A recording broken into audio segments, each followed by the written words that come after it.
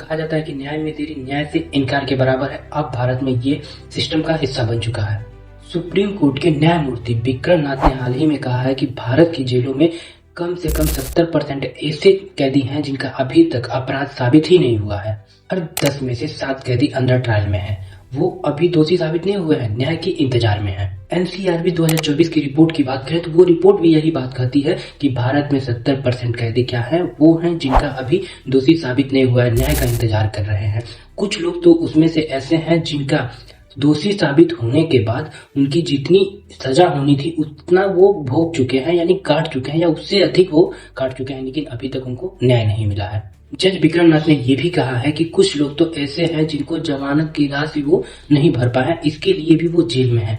यानी कि सीधा सा बात एक है कि अपराध छोटा था लेकिन गरीबी बड़ी थी, गरीबी की वजह से वो पैसे नहीं भर पाए और अभी तक क्या है कि वो जेल में है। कानून कहता है कि जमानत का अधिकार है, लेकिन असलियत में क्या है कि पैसों वालों का विशेषाधिकार है।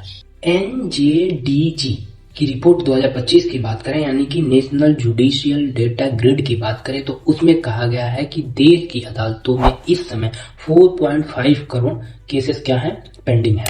जिला अदालत से लेकर सुप्रीम कोर्ट तक तारीख पे तारीख मिल रहा है। इस देरी का असर सिर्फ सिस्टम पे नहीं लेकिन उस हर एक व्यक्ति पे है जो अपना इंसाफ के लिए इंतजार कर रहा है।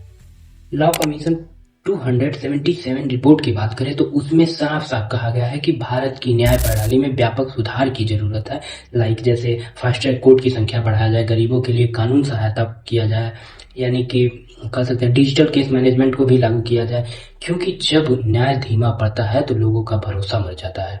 यह सिर्फ सरकार या कोर्ट की जिम्मेदारी नहीं है, हर एक उस व्यक्ति की है जो न्याय को दबाने की कोशिश करता है। न्याय की आवाज दबाई न जाए बल्कि समय पर सुनी जाए, और कोशिश करना है कि ज्यादा से ज्यादा जो मामले कोर्ट में नहीं जाने चाहिए उसको भी हम लोग कोर्ट में न ले जाए और अपने आप एक दूसरे की सहमति से सुलझाने की कोशिश करें। नहीं तो कोर्ट की चक्कर काटते काटते यही हाल होगा कि आप केवल परसेंटेज बढ़ाएंगे, 70% से 80% करेंगे, लेकिन आपके न्याय नहीं मिलेगा। भारत को अब जजमेंट डे की नहीं, जस्टिस डे की जरूरत है। न्याय जहां न्याय समय पे मिले और कोई भी दूसरी इंसान सिस्टम की देरी की वजह से अपनी सजा ज्यादा ना काटे। मैं मिलता हूँ आपसे नेक्स्ट वीडियो में, तब तक के लिए जय हिंद।